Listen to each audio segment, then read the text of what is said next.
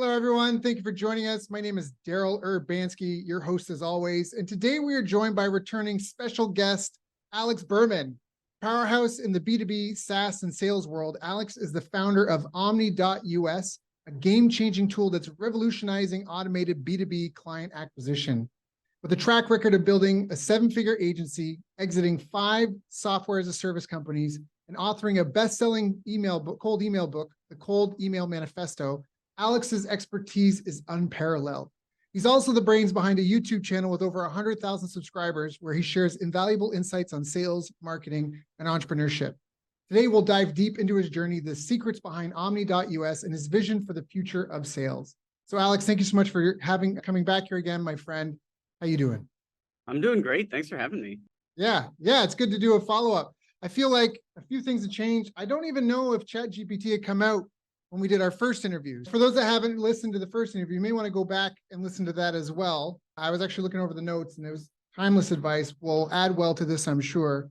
But for those that don't know you, maybe we can give a quick recap. How did you even get started in this? Do you come from a family of entrepreneurs and you were taught like from a young age how to be a Jedi at this stuff? Or was there just like a golden brick road laid out for you that made it so simple?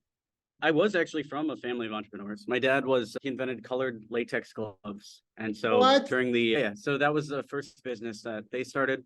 And then my older brothers and everyone had their own companies during SaaS, during the 90s tech boom and all that. Okay. So I always felt like I was going to start something. I don't know. Kind of pressure too, right? Not really pressure, more so I just really looked up to them and wanted to become an entrepreneur as well. So I went to college for marketing. And then after college, I didn't really know what I was going to do, but I knew I didn't want to live in this small town in Florida that I was in. So I wanted to move to New York City, knew nobody. And in order to meet them, I had to figure out ways to meet people that I didn't know. And the easiest way that I found was emailing them. I went to New York with no opportunities, no nothing, and just started sending cold emails every single day. I would go to the coffee shop, send emails. And after just a couple weeks of that, I had interviews set up, I had jobs, offers, and all that. And I ended up working for a funded SaaS startup, exactly what I wanted to do. That's what I thought I wanted to do. It ended up being just making a whole bunch of cold calls, 8 hours, 9 hours a day. And I realized then that it's not enough to have your dream job on paper. You also need to have your dream lifestyle. And I realized making cold calls nonstop all day was not my dream lifestyle. Right. So I switched, got a job at an agency doing more enterprise sales where, one sale was worth more than the entire year of sales we were doing at the other company. And from there, I did well enough. They made me director of marketing. And then instead of taking that promotion, I made them my first client at our agency. And that was that. Then we had X27. We had that 7-figure agency going. That's fantastic. Cold emailing, fueling the whole thing. Yeah. I love that. And I'm feeling nostalgic because hearing you talk about how you wanted to get like a job and you're cold emailing. That's actually how I got started in online marketing too. I think I was 17 and I'd done this program. I got to travel and work around Canada for 9 months called Katimovic. And I wanted to go back out to the West Coast, British Columbia. But I was just like a kid. I think my parents gave me $1,000. That was my inheritance. And I just threw my stuff on a bus and I hitchhiked across the country, but I didn't want to have nothing. And this is like old school. Maybe we're even like dial-up days. It was that far back ago. And I just remember I found on like an online classifieds, all these like rooms for rent. And I called this lady and I rented a room in her house. Again, I'm 17. And then the same thing, like you said, I just went to the Chamber of Commerce website and I just scraped all the businesses' emails. And I had no idea what I was doing. I didn't go to university for marketing or nothing. I just had a 3 email campaign. And the first one was like a cover letter, my resume, why me? The second one had a PowerPoint presentation. The last one was like, time's running out. Like, I'm going to hit the road, Jack. And I had interviews lined up for me when I got out there. So you told your story. I was like, my brother from another mother. People don't realize when you lose a job, you become the greatest entrepreneur of all time for about 2 weeks, right? You're actually getting yourself out there. You've crafted the perfect offer. You're doing all this. And then as soon as you get the next job, you just forget what to do. Right. Yeah. All the jobs is a business with one product, your time, and one customer, your boss, like ultimately, right? At the end of the day. Yeah. Can you speak to the difference between enterprise sales and maybe just B2B or even B2C? Is there a big difference or is it just the price tag is bigger? So the price tag is bigger for sure. When I was at the agency, we were selling massive enterprise deals. And even at X27, we're booking these meetings for other people. And it was actually fairly straightforward. All you would do is craft an offer and email it to people, same exact way that we would do with local businesses and restaurants. What I found is that the enterprise are actually easier to contact than a lot of these chiropractors or local businesses are, because these guys live in their email inbox. And as long as you can prove that you are relevant to them or that you're worth meeting, then they're going to meet. Because a chiropractor might be busy with clients all week, but an executive at a Fortune 500 company, he's not busy. He's working maybe an hour or two a day, and the rest of the time he's wasting time on Facebook. So if he can book a meeting with somebody where it seems like he's doing his job, he'll book that meeting. And then it's up to you to pitch correctly. Got it. So can we help the listeners? I know you got a couple, I think one, I don't know if one you made up or not, but I know you made up one. It was the 3 C's. What is it? Compliment, case study, call to action. Is that only email? Does that work? LinkedIn, Twitter outreach? Is that just a universal formula, or? It works even in events. I used to do a meetup in New York City called Geeks in Suits, and it was in the advertising industry. And that's how I would introduce myself every time. I'd come up, I'd be like, "Oh, nice shirt," or something like, "Hey, I really love Nice this outfit." eyeballs you got there. Yeah. Yeah, something like that. "Hey, I do web development for people like Power Rangers and HMH and Tyson Chicken. What do you do?" Same exact sort of thing. Start with the compliment, butter them up a little bit, then give a case study which shows not just your offer, but why you can do your offer. So, "Hey, we do web design for people like this," or, "Hey, we do Facebook ads for companies like this." And then call to action, whatever the ask is. So in email, it does come down to compliment. "Hey, found your website, really big fan of your company, love all the growth you've done this year. I generate leads for Fortune 500 companies. In the last 6 months, I've booked meetings with Tesla, McKinsey, Moody's, and a ton more. And I'd love to do the same for you." And then call to action. "Mind if I send over a few times for a quick call?" So then what happens on the call? They're like, "Hey, can I give you money?" Is that basically how it goes? Is it just that simple?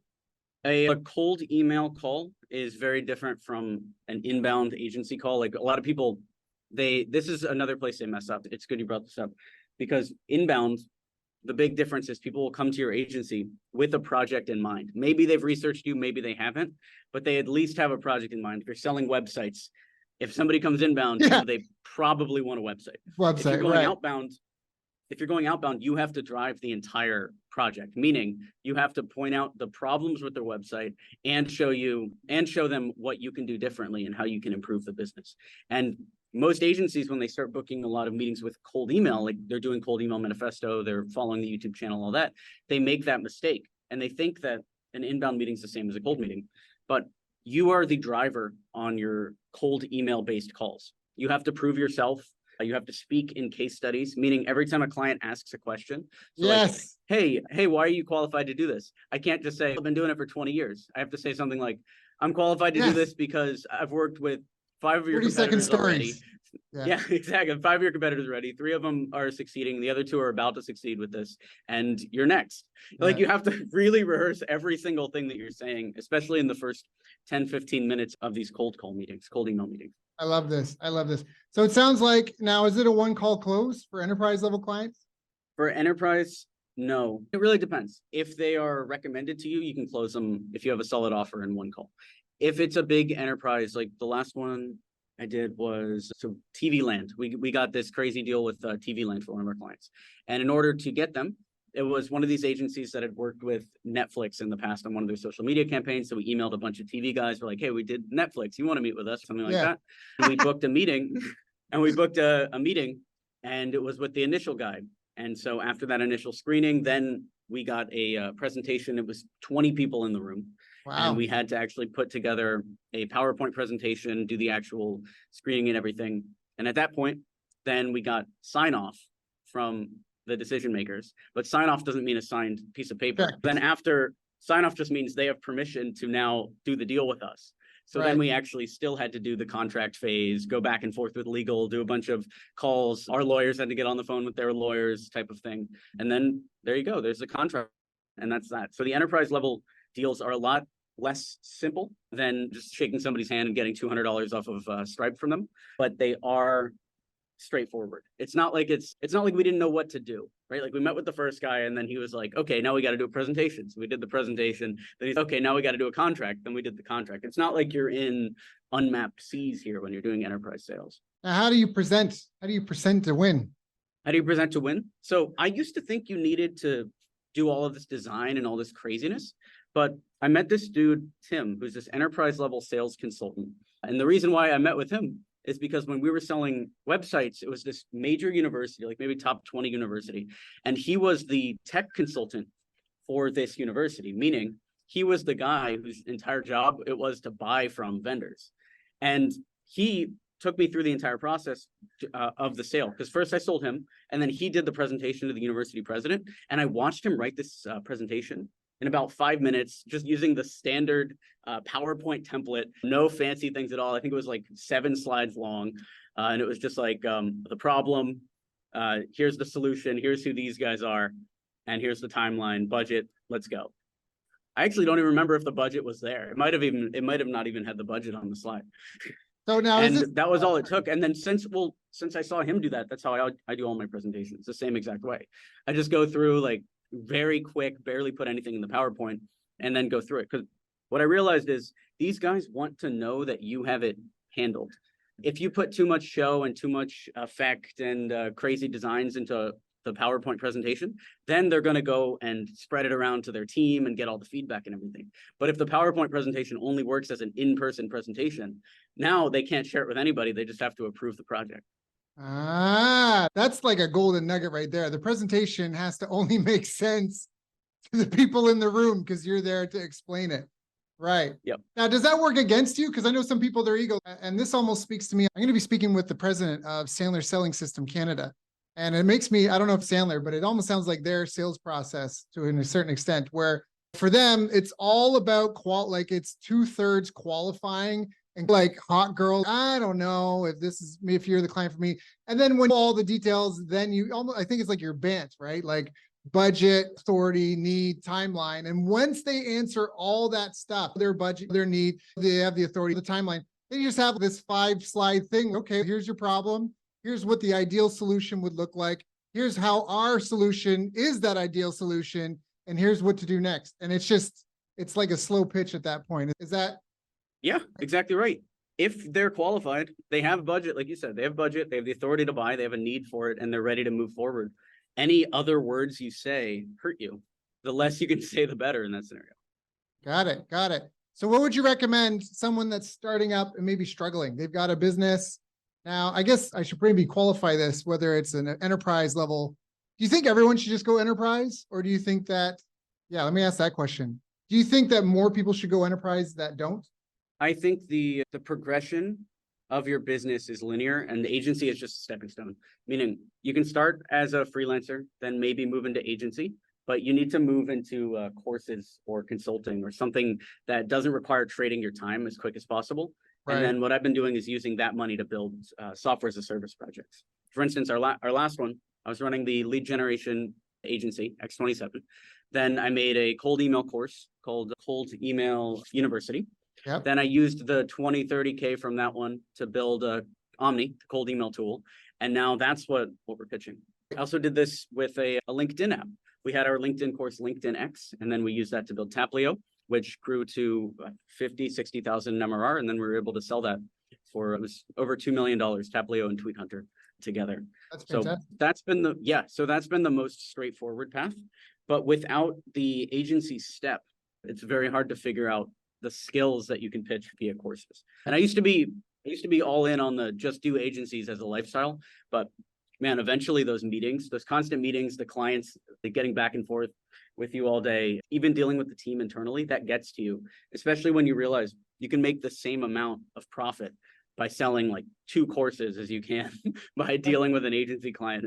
And it's, instead of spending 6 months doing that, you can do that in about 10 minutes or less, sending an email to your Yeah, this maybe I'll talk. I don't know if Naval, I'm a huge fan of Naval Ravikant, and he talks about forms of leverage, and that previously all wealth was made with permission-based leverage, which was capital and teams, capital and people. So you needed money. Money could expedite things. You could buy a lot of things, but typically you don't have it. So you need permission from the bank or financiers or something like that.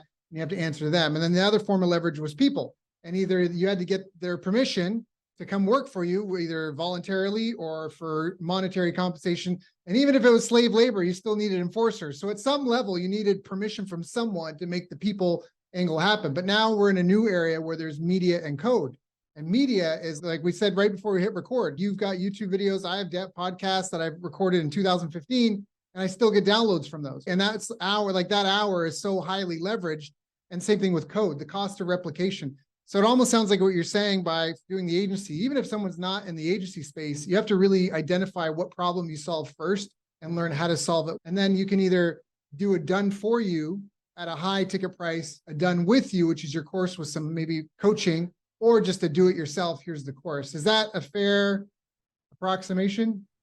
Yeah. And it just comes down to what you're passionate about. So for instance, for me, I don't like doing done with yous or done for yous because I don't like studying other people's businesses. Frankly, if I'm thinking about their business, I'm not building my own business. So what I found works really well are the broadcast kind of courses where you just record, hey, here's how to send a cold email, here's how to do this, blah, blah, blah. You can buy this for $249. There's no private community, there's no nothing like that. And that's worked really well. The latest one we did was one called Start Your SaaS, which I'm starting a new software as a service business. I thought we needed like 20K to develop it. I think we're going to be able to develop it for 3K, but I just tweeted something out. I was like, hey, my last SaaS sold for 2 million. Want to watch me do it again and take a new SaaS to 20K? Everything, no holds barred. Grab this below. And it was $99. And then people started buying it. And then after 20 people bought, I raised it to $199. And now we've sold $23,000 of this thing. And it's just access to a Slack channel. Right. Just, hey, here's a Slack channel every day or every couple days or whenever I have an update, I come in and I tell them what's going on with the SaaS. And that's it. And that's the ideal scenario because for someone like me, that's the ideal scenario because not only am I getting money up front to fund the SaaS, but I'm also getting accountability. Now I can't just F off with the money, right? I have to get on the Slack and tell people what's going on in my business, which fixed a major problem for me, which is when you work for somebody else, you have to report to them every week. But when you're an entrepreneur, you're out here like, I'm on Miami Beach right now. You could just go somewhere and never work. But if people are paying you to watch you do this thing, now you have to do it. And it's validation of the business because the software that I'm building is actually a business that'll help you start your SaaS. So now I know people are willing to pay at least to learn how to start a SaaS, if not for this exact solution. That's what you really want to figure out. What are some of the tips for someone that wants to start a SaaS? Let's talk about that because you said it was going to be 20K and now you're doing it for 3K. That's a huge gap. So what gives? I realized everything's made up, bro. I realized that agile development is a scam, first of all. So I've spent over $250,000 on software development across those 5 SaaSes that were acquired in the past. And what I realized is if you let developers do whatever they want, they're just going to bill you like crazy. Like one of our SaaSes was venture funded and we were spending $13,000 a month on developers for a company that wasn't even making any money at all. And when you look at what they were able to build for $13,000 a month versus what a freelancer could build for $8,000 one time, it's the same amount of things. And so when I realized that all the prices were made up, it allowed me to get a lot more leverage in the negotiation. Can you speak to that? What do you mean all the prices are made up? All the prices are made up, meaning you could have, let's say you want to build a SaaS. Like mine is a one feature SaaS, basically. It creates these little HTML embeds that you can put onto any website, and then you have this feature. Let's say that's the SaaS. I asked a bunch of developers, like maybe I talked to at least 100 developers via Upwork and other platforms. And I got prices that were all over the place. Like one guy was like, it's impossible, unable to do it. Another guy was like, oh, it's $25,000. One guy was like, oh, it's $1,000 to build. And then one guy got back and he's like, Alex, I'm a huge fan of your stuff. I've followed everything in the world. I love this SaaS. I can do this for $3,000 and a $500 bonus if I succeed. And so I went for passion, but I realized that I got prices all across the board. And that's what I mean by it's made up. What's the difference between the $25,000 guy and the $1,000 guy? The $25,000 guy most likely will take $24,000 in profit and just hire the $1,000 guy to do it anyway. You might as well just go with the lower ones. Got it.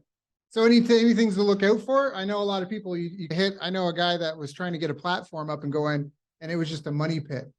Is there any tips on that? Yeah, SaaS it is a disaster. The best thing that you can do is pre-sale up front, like we are with Start Your SaaS. Like I have 20K now, that's new money. If it was 20K out of my savings that were gonna have to be spent on this, I would be so anxious. But if I make 20K with the pre-sales, now I don't care. It's play money. So that's one. Two, you have to really reduce your scope down, and it's not clear unless a little bit about coding what is high scope. So for instance, in mine, it was the HTML embed thing, right? Where you just take a little HTML snippet, you put it in your ClickFunnels or in your lead pages, and then it shows you a little widget. The original idea was a full-on website builder, ClickFunnels, and full-on website builder could be 100K. But when you're writing that out in your spec doc, it was more like, hey, here's all the widgets, blah, blah, blah, blah, blah, plus full website builder. It was just 3 words. And those 3 words were $90,000 onto the $3,000 budget. So it's worth noting there. GPT actually helps a lot with this. If you put your prompt into GPT-4, you can say, hey, acting as a technical co-founder, how would you build this SaaS for under $5,000? It will map some stuff out. And then you can say, hey, are there any problems or any things in here that would account for more than 90% of the budget? And it would tell you what it is. And you can talk back and forth. GPT has actually been super helpful when it came to hiring these devs as well, because I don't understand coding. I didn't understand tech stacks. I don't understand any of this stuff, but GPT is able to recommend where our hosting should be, what tech stack it should be in. And then also I can feed in the nonsense that the developers say, because they speak in a whole nother language, and have it translated into something that I can understand. So I don't know if I'd be able to do this without AI. Yeah, I agree. A lot of people are afraid of AI. And to me, I think it's just like a tool. Like we had bookkeepers and accountants before, and then calculators came out. And it made the productive accountants more productive, and the non-productive ones lost their excuse for why it took them a day to do 2 + 2 = 4. I think it's almost the same thing. Like you're saying, it's shortening the learning curve. And you talked about pre-selling. I am such a fan of pre-selling, and it's a painful lesson I've had to learn more than once. You might be able to empathize. And I always like to think of Elon Musk, how he made a minimum viable product, and then he went and made $300 million selling a car he had no team to build and no factory to make. $300 million. I just want to say that again, $300 million with no team and no factory.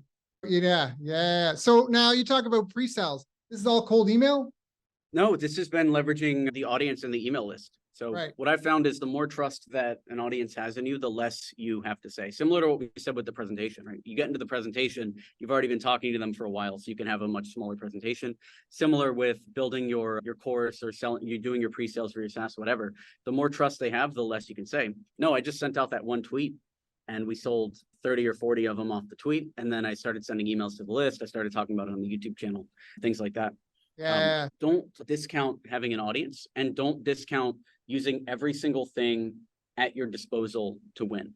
So for me, as somebody who's been making content for the last 7-8 years, who has 100,000 subs, to try to build a business completely off of cold email from the very beginning would be stupid, right? You have to leverage everything that you have. And then, yeah, eventually we'll add cold email to it as it's a little more ready to grow.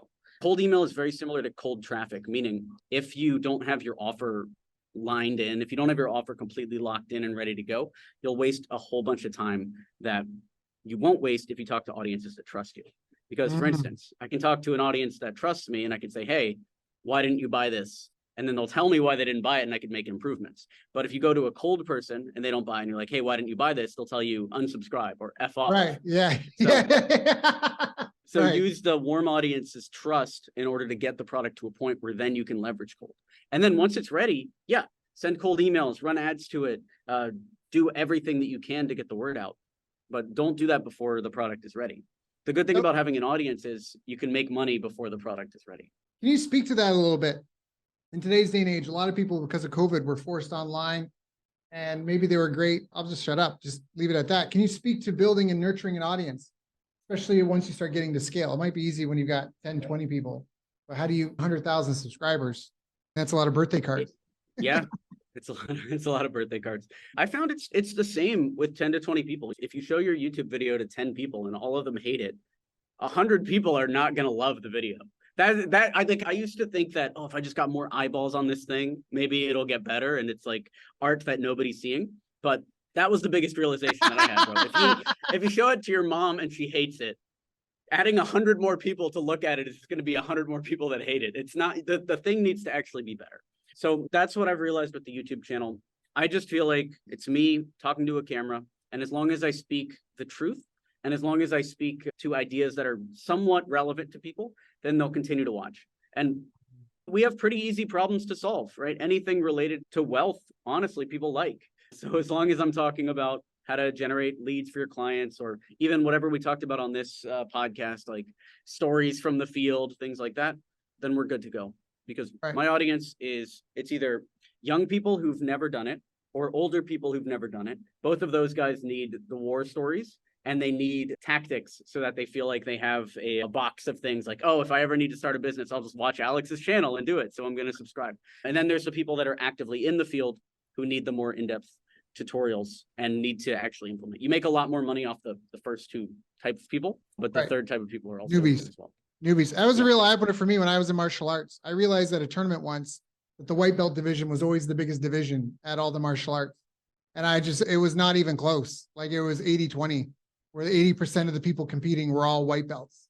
And you'd be lucky if you had 2 black belts to show down. And it's like, they just fight each other 5 times to see who the winner was, because there wasn't like a roster of black belts to go at it. So helping new people, I think, establish the fundamentals, get good, is definitely a big part. Now, and the audience is a lot wider too. Like we could sit here on this podcast and I could tell you all about DMARC and DKIM and which cold email sending platform you should use. Is it Microsoft 365 or is it Google Workspace? And how do you configure that? Like we could go into unbelievable weeds, but the amount of people that would find that interesting versus a story about pitching a major Fortune 500, the difference in audience is so much wider. That's a wider audience.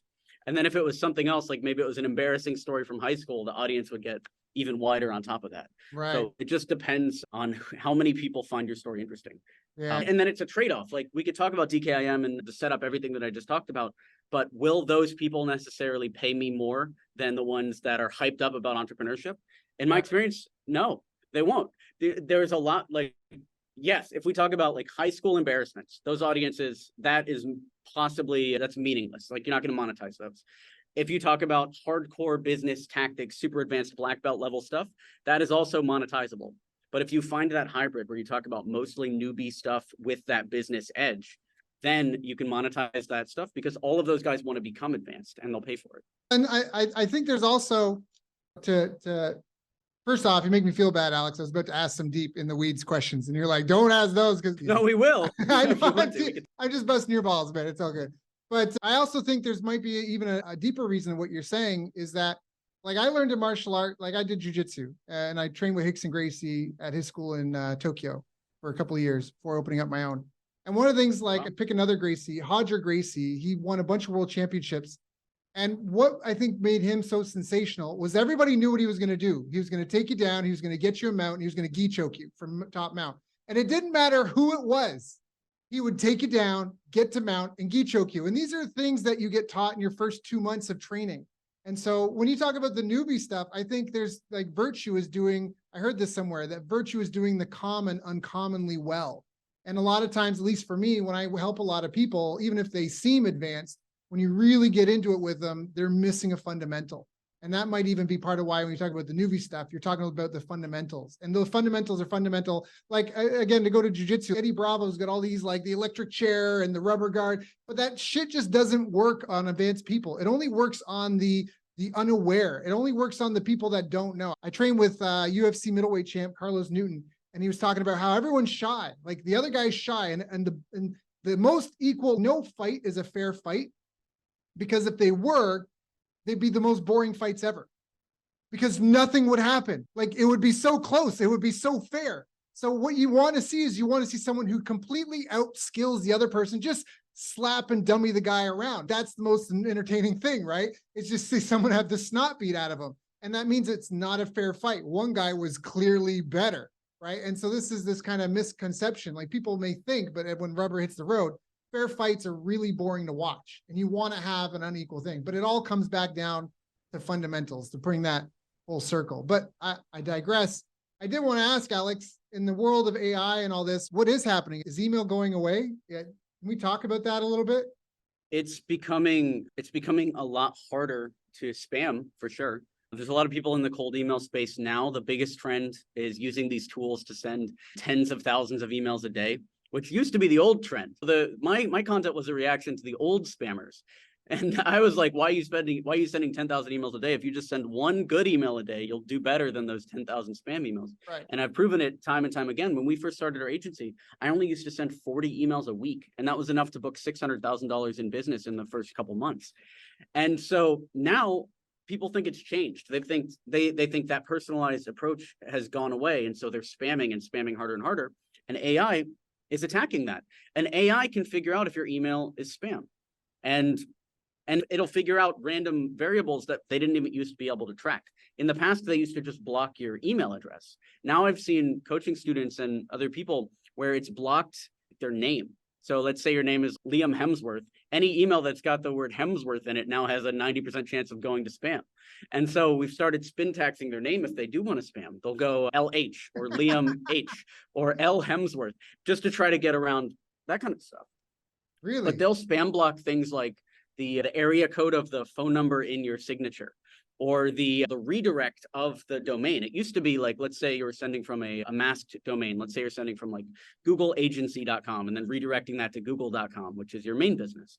Now the AI will actually click the link in your name, go to that and say, oh, all of these 10 domains are actually just redirecting to google.com. So we'll just mark all of them as spam.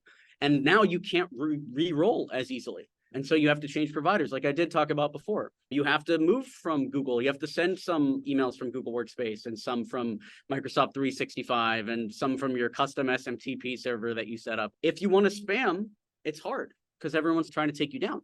But if you send personalized, customized cold emails and cold pitches and cold DMs and all this sort of stuff, of course it always works because people can tell reality from fiction.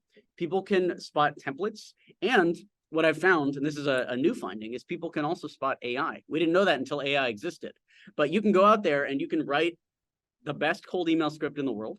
And this is what I found too. Okay, I can go out there and write the best email in the world, and I can send it and it'll do well, even right now. Then I can take that email and put it into AI and say, make this better. It can change even like 1 or 2 words, and I'll send that email and it won't perform as well. So people sense anything that is inauthentic. So the more that you can be human, the better. The more that you can tell jokes that are a little off color or go off the book or pull random references that aren't related to anything online that you intuit. The more that you can do this kind of stuff, the better you're going to be. I love that. So what you're really saying is that you have to connect human to human, and that's not going away, and that you can't really automate. All a company is a group of people that solve a problem for another group of people, and they do it via product or service. And what you're saying is you can't replace those people with robots. You can automate and get leverage certain ways, but you still have to have a human show up. All things considered equal, people want to do business with their friends. All things not so equal, people still prefer to do business with their friends. So show up and be a friend. Don't be some weird automaton. Is that, yeah? Yeah. Who's the top business people in the world are people like Alex Hormozi. Is the best business advice in an Alex Hormozi video, or is it in those boring videos from maybe Harvard Business School? Probably better information is coming out of Harvard than is coming out of Alex Hormozi, but whose channel is doing better? And it's because people don't want to watch the boring professor that's reading off of a slide at Harvard, even if he had been Fortune 500 CEO and is 1 million times more qualified. People need that energy, and they need something that an AI can't replicate. And if I could put it into words, maybe they'd start to replicate it. So I don't even want to put it into words. So cold email is not going away. Personalization, human to human, is in. How do you personalize that though? How do you scale? Is it less about scale then? Is it maybe trying to tackle a bigger problem so you don't have to get 100? You know what I'm saying? There's a bit of a seesaw there where, depending on your price point, if you want to make $1 million, you need 1,000 people to give you $1,000, or you need 5,000 people to give you $200, or 200 people to give you $5,000. And if you're unable to send those messages out, and even just to get it dialed in, if you're going to get shut down testing and dialing in your offer, any words about that, testing and getting an offer dialed in, and at the same time being able to scale? Sure. You need to get better at the feedback loop. So one reason why I really loved cold email in the beginning was if you send a cold email and it sucks, somebody would get back with unsubscribe, or they would get back with, this is terrible, this is trash. That's gone away in the age of spamming. If your email is bad, people will just delete it. But the feedback loops are still there. Meaning, if you want to, let's say, build a business that sells to chiropractors, you could spend 6 months running ads and doing all this bullshit to try to figure out how to reach chiropractors. Or you can buy a ticket. Yeah, or you can buy a ticket to a chiropractor conference, and you can talk face to face with 300 chiropractors by the end of 2 days, and you'll have your pitch down. And then when it becomes time to send your emails, you'll actually know what chiropractors need. That really twists the knife. I always say people need to start face to face, kneecap to kneecap now, because of painful lessons I learned where you spend just stupid and embarrassing amounts of money driving clicks to a website, and you're stuck looking at Google Analytics and heat maps and recordings of figure out why they did or didn't click on this, that button. When if you just got on the phone and talked to someone in 10 minutes, you would have saved yourself a week of staring at in these maps. This has been a great call with tons of really good actionable advice. I love the whole concept too of going to a conference of 300 to get that scale. So can you talk a little bit about scaling up then? So you talked about dialing in the offer. How do you scale personalization in an era of spam? How do you do that? How do you make personalized outreach to so many people? You need a big win that gets people to respond to your email. And that's how you win in a personalized space. So when we first started pitching the agency, I'd worked with an agency called Dom and Tom, which I marketed to make sure that everybody in the world that was in the agency space had seen that logo at some point, right? Because I'm a good marketer.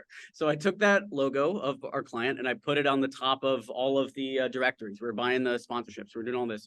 And luckily that worked for them to acquire clients, right? If you're on the top of directories, you're going to get McDonald's, you're going to get Alaska Airlines, you're going to get a bunch of these enterprise clients.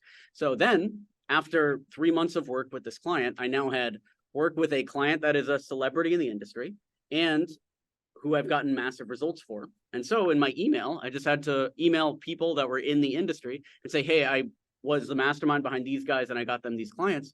And then those emails got responded to. So instead of thinking about how to create the ultimate offer, try to create the ultimate case study. Because even if I just sent that case study to 1,000 people without hesitation, even with no personalization or anything, a large percentage of people would get back. That is like the soundbite of this interview right now. Don't craft the ultimate offer, craft the ultimate case study. I think that is just a really powerful writer downer for everyone here. It's not about trying to get a good open rate for a nurture email or a good click-through rate. It sounds like those are just symptoms of something deeper. When something works, it works really well. Me and my wife run a family channel, and she was saying yesterday, I think we have 60K subs on Instagram, something like that. And she was saying yesterday that some of our content was going down because we were posting it from a different location. Like, here's more in the weeds content. We're in Miami. Let's say we post a video where we're in Orlando and tag Orlando from Miami. She was saying the views were worse doing that. And then we posted a video doing that exact thing, but because the video was so good, it got 150,000 views in 3 days. And so if your content is good, all of the optimizations and all the little rules, like you're saying, go after open rate, A/B test the buttons on a website, none of that matters if your core is so solid. I love that. I love that. I love that. I love that. I love that. That is just speaks. So can we talk a little bit? I know we're getting close to the end of your time. You're probably getting antsy to get out to the beach. Can we speak a little bit to skills and habits? What do you think are the most important skills and habits to have as an entrepreneur to be consistent? Sure. And yeah, just leave it at that. One thing that's worked really well for me, and I wrote this in Digital Nomad Manifesto, which was my other book, it's the concept of prime tasks. A prime task is something where your offer gets out to at least 10 people. So if you do one prime task a day, you'll be ahead of 90 to 99% of entrepreneurs. Meaning, if you can do something today that gets your offer in front of 10 people, and it's not improving the buttons on your website, it's not designing anything, it's not working on your product. It could be something like sending a tweet that gets at least 10 likes, or emailing your email list of at least 10 people. Something that's going to get your product or your pitch in front of these people, sending 10 cold emails, just at a base level. The second level of prime task is make sure that those 10 people actually see it. So instead of sending 10 cold emails, you probably have to send 100 cold emails or 1,000 cold emails, so 10 actually open it. Right. But if you just do one prime task a day, you'll succeed in the long term because you're doing what most people don't, which is telling people about your business. Right. Yeah. Prospecting. I always say you have to think of your business as a black box where people come in on one end and they're crying and in pain, and they leave on the other side smiling and happy. If you think of the dentist office, they come in crying and in pain, black box, they get fixed up, they leave with a beautiful smile on the back end. And then your job as an entrepreneur is to take that black box and save everybody that's in pain that you can access. I forget who it was, but someone had said that most entrepreneurs are like railmen that just want to keep laying track, where I just want to lay a good segment of track and keep it busy with trains all day. And that's even like something, I don't know if other people caught it, but you talked about a one feature SaaS business. Like that's just, for some people, I think that's so counterintuitive. It's only going to have one feature. Yeah, it's one. Look at Flappy Bird. It was a one button game. You just click the button. Bro, you can compare two big businesses, Dropbox and HubSpot. You might think HubSpot has all of these crazy features. It's got to be the bigger business, right? Dropbox just lets you send files. That's one feature. Dropbox is bigger than HubSpot.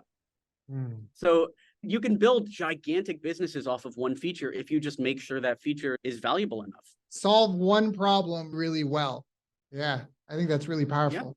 Yeah. So even prime like task. Thing with Tesla, they used to sell one car. They built most of their equity off of a single car. Now they sell 3 or 4 cars. That's it. Yeah. The product line is not as big as you thought, which I think is really powerful. I think it's really powerful. So what else? So prime task. Any other habits? So prime task, get your offer out there. And I think this speaks to a buddy of mine told me that one of his favorite books was called Oversubscribed. This was the book, but the whole concept of the book was don't do anything until you're oversubscribed.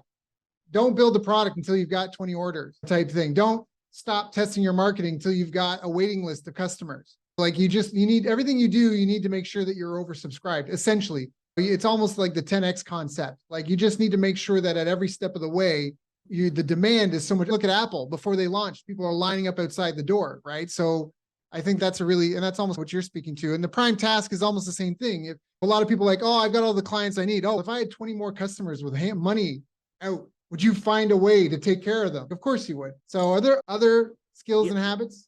Yeah, and there are levels to it too. So for instance, you said 20 clients. Some people think in terms of 20. Is 20 sales oversubscribed, or is 200 sales oversubscribed, or is it 2 million, right? If 200 people signed up to buy the next iPhone, Tim Cook would be out of a job.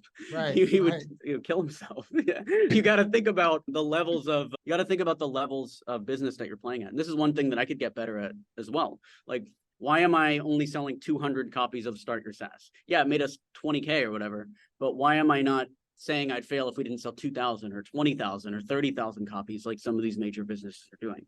Right. So that's the other thing, is think about where those thoughts are holding you back in 2 areas, both in pricing and then in reach. So where am I aiming way too low in reach? Like, why am I trying to go for 3 sales? I used to only go for 3 sales to validate a product. Now it's 200. Yeah. But it should be 2,000. And then the same on pricing. For our SaaS, most indie makers try to price their software projects at $9 a month. Yeah. But our most successful one so far with the acquisition and everything started at $49 a month and then went all the way up to $99. ClickFunnels is another software that I've been paying for every single month for 2 years now. It's $249 a month. Yeah. So you got to think about this kind of stuff as it goes up. HubSpot, I'm paying HubSpot, I think, $1,200 a month, or maybe even $2,000 a month for access to their software. Think about the levels to the game, and most of this can be won from the idea phase. I have one other part of advice on that, but most of this can be won from the idea phase. You're either playing something that has very limited reach or something that's priced so low that you could never win. And think about, hey, if I got 1,000 customers tomorrow, would my business even survive? 1, and then 2, how could I get 1,000 customers tomorrow? Because if your business would succeed wildly beyond your wildest dreams, nothing would break, then you're doing a disservice to everyone in your life by not getting those 1,000 customers. I heard that similar advice that was told to me as the rule of 10,000. How would I get 10,000 leads? How would I handle 10,000 leads? How would I onboard 10,000 customers? How would I handle 10,000 refunds? Because the whole concept of that is if you're baking 5 pies, you need different infrastructure than if you're going to bake 10,000 pies. And if you begin with the end in mind, I used to think all this stuff was stupid. I was like, because I used to be on the other side. I'm like, why would I try to build for scale? What if it falls apart? Won't that all be wasted? Shouldn't I just try to drive people into the business? Some stuff, once you've done this a few times, things are going to Or it makes more sense to build this thing for scale and then promote it to the amount of people that I want to build it for, rather than not build it for scale, still promote it to the amount of people, because I can only promote it to some certain level. I have 100,000 YouTube subscribers, like you said, and then have it fall apart. So now at that level, it becomes more about how do I create a good product and then pitch people to it. But this is stuff that is a waste of time for new entrepreneurs, right? A new entrepreneur just needs to go out there and make money. But when you're trying to build for massive scale, you actually need to do all this stuff that seems like waste of time when you are just starting out. This is great. Alex, I know we're coming up on the hour. I want to be respectful of your time. I have more things I want to ask you, but is there anything I haven't asked you that I should have asked you? 1 second. Oh, the third piece of advice was on your business idea. Like, everyone's out there trying to come up with new concepts, but the best idea is the idea that you had last week that you gave up on. Ooh, I like that. I like that. Inch wide, mile deep. I love that. I love that. Alex, this has been great. I got a couple of pages of notes here. I know people listening to this may want to go back and listen to it again and again, perhaps, make sure they get all the goods. If people want to find out more, where should they go? How do they get in touch with you? Going over to youtube.com/Alex Berman, ton of free content on there. And you'll be able to go into the rabbit hole that way. You'll figure out everything from there. Yeah, okay. So go check him out on YouTube, Alex Berman, AlexBerman. Alex, thank you so much for coming, knowing you have your own following, your own staff, your own businesses, your own stuff going on. Thank you for coming and sharing with my audience and me, so we can all do a little bit better. Appreciate you, man. Sure. Thanks, Daryl. Thanks for having me.